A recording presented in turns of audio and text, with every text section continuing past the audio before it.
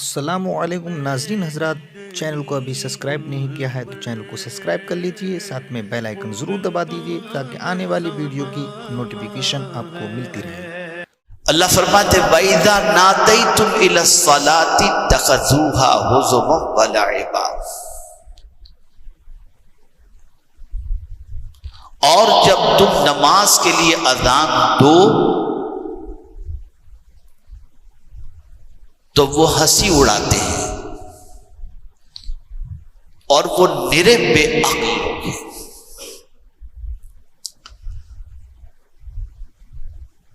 اذان کی آواز سن کر ایک طبقہ انسانوں میں ایسا بھی ہے جو اس کا مذاق اڑاتا ہے۔ آقا کریم رؤوف الرحیم علیہ التحیۃ والتسلیم کہ مؤذن جب اذان کہتے تو اس زمانے کے یہود و نصارہ جو ہے اس اذان کا مذاق اڑاتے،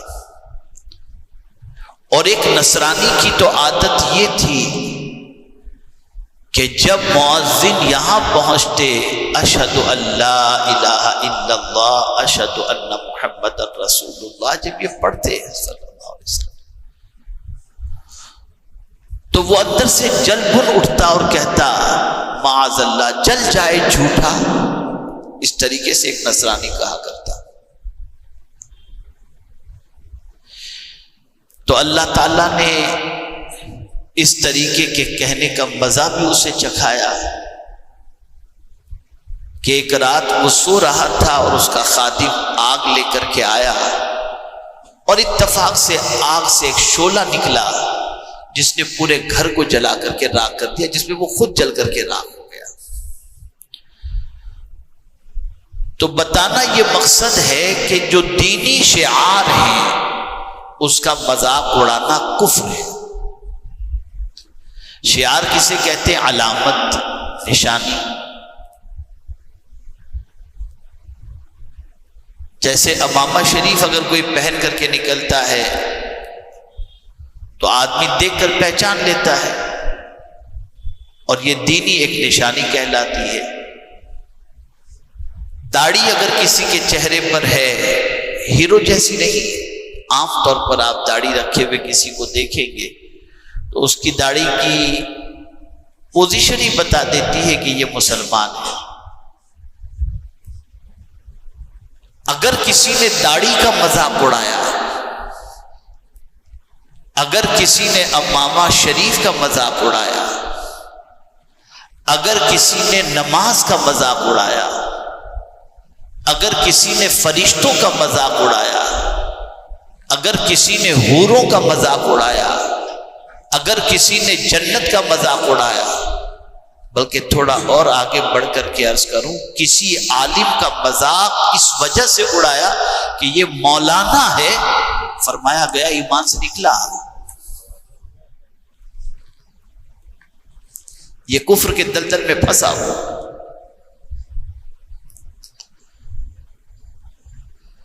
تو دینی شعار کا مذاق اڑانا وہ اپنے اسلام کو خطرے میں ڈالنے کے مترادف ہے۔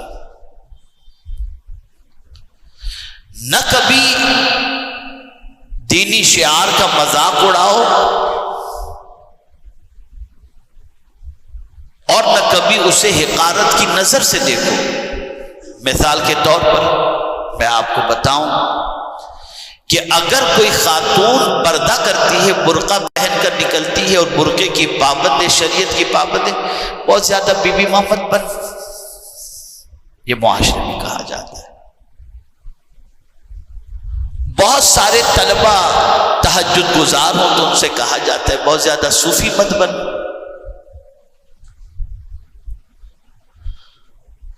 اور اگر چہرے پر کسی نے داڑھی رکھ لی تو اس کا پتہ نہیں، معاذ اللہ ایسے ایسے الفاظ استعمال کیے جاتے ہیں جس کی کوئی انتہا نہیں۔ اس سنت کے اعتبار سے اور اس سنت کو سجانے کے اعتبار سے تو آپ یہ اچھی طریقے سے سمجھ لیں کہ ایسا کرنا اپنے ایمان کو ختم کرنے کے مترادف ہے۔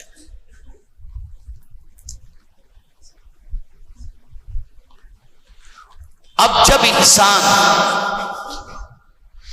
جیسے مولانا کو دیکھ کر ملا، اور پتہ نہیں کیسے کیسے الفاظ، اب مجھے تو اس منبر سے کہنا بھی اچھا نہیں لگتا ہے، لیکن جو کچھ رائج ہے آپ دیکھ سکتے ہیں، بلکہ خطرہ اس وقت بھی ہے جب کسی کے پاس علم شریعت ہو، دین کا علم موجود ہو، اور اس دینی علم کی وجہ سے اس کو حقارت کی نظر سے دیکھا جاتا ہو۔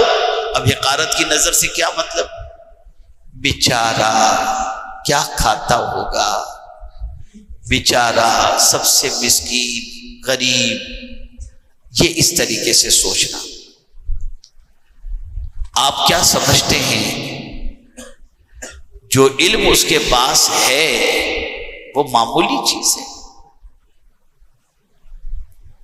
وہ اتنی عظیم دولت ہے کہ مالدار اپنی وراثت کے اندر مال چھوڑتا ہے، اور حضور اپنی وراثت کے اندر علم چھوڑتے ہیں۔ اور اگر کسی کو علم کی دولت مل گئی تو حضور فرماتے ہیں العلماء ورثۃ الانبیاء، کہ علماء جو ہیں وہ انبیاء کے وارث ہیں۔ ان کے چہرے کو دیکھنا، حضور فرماتے ہیں کہ مجھے دیکھنے کا ثواب ملتا ہے۔ حضور فرماتے ہیں ان کے چہرے کو دیکھنا عبادت ہے، لیکن یہ سب سنی صحیح العقیدہ بعمل علماء کے لیے ہے۔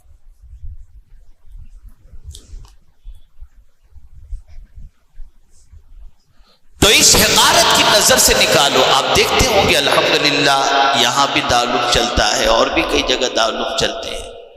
ہمارے بچے کبھی الحمدللہ کسی کے یہاں دعوت وغیرہ میں جاتے نہیں۔ ہم نے ہمیشہ، ہماری پالیسی ہے دو چیزیں طلباء کے سلسلے میں، انہیں ہمدردی سے نہ دیکھو، انہیں عزت سے دیکھو۔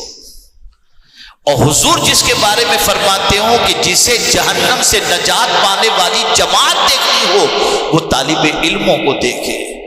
اتنا اونچا مقام ہے، جن کے لیے فرشتے اپنے پر بچھا دیتے ہیں، ان کا مقام کیا کہنا۔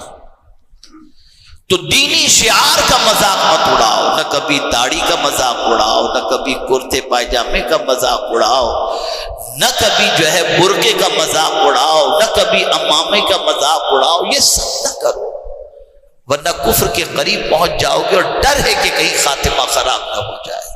دینی شعار کا، اذان کا مذاق مت اڑاؤ، نماز کا مذاق مت اڑاؤ۔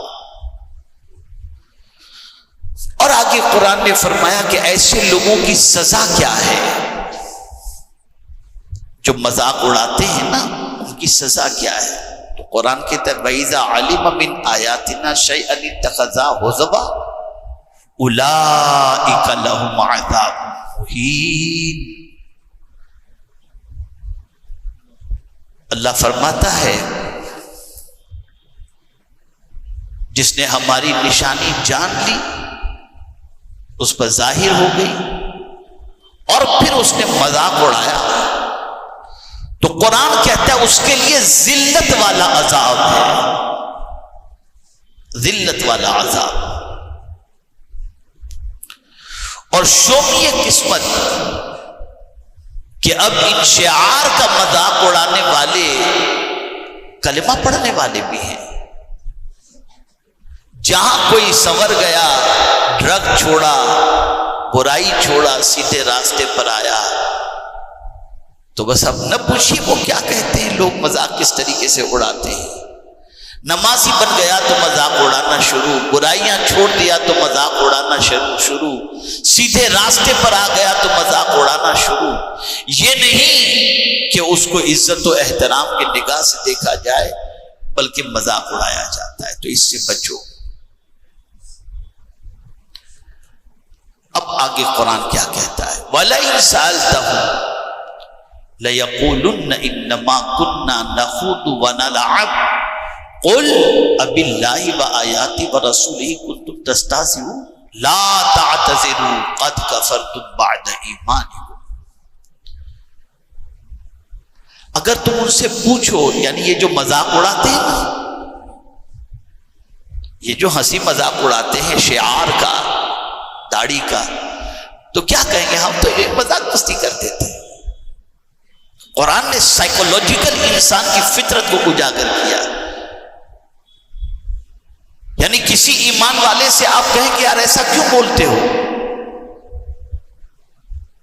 یہ خطرناک بولی، ایسا نہیں بولنا چاہیے، یہ اسلامی شعار ہے۔ اور اللہ معاف فرمائے، پڑوسی ملک کا حال تو یہ ہے کہ اس پر ڈرامے بنتے ہیں اور مذاق اڑایا جاتا ہے باقاعدہ۔